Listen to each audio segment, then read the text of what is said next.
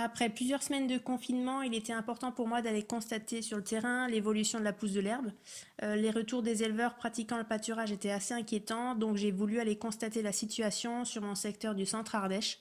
Donc avec un herbomètre, je suis allée sur des pâtures de Saint-Barthélemy-le-Plain, Colombier-le-Jeune et Plat. Je me suis concentrée sur des prairies naturelles parce que c'est ce qui compose en très grosse majorité les surfaces pâturées sur ce secteur-là.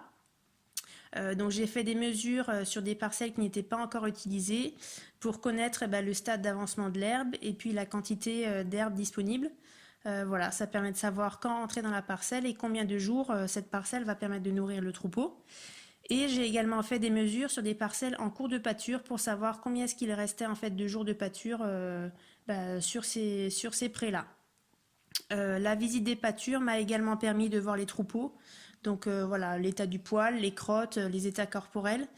Ce sont déjà quelques indicateurs essentiels de veille technique pour maintenir en fait un conseil de qualité.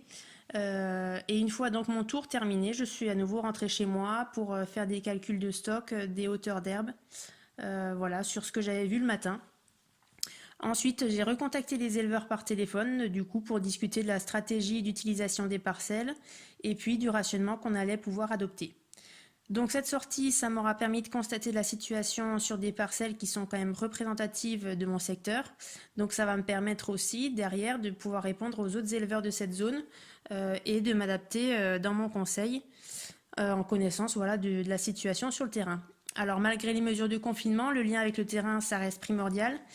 Et on voit que du coup une autre organisation est possible, d'autant plus que les éleveurs sont tous conscients des enjeux et jouent vraiment le jeu de la distance. Donc voilà, il est possible en tant que conseiller de faire du conseil terrain en ne croisant personne. Voilà, mis à part peut-être quelques chèvres.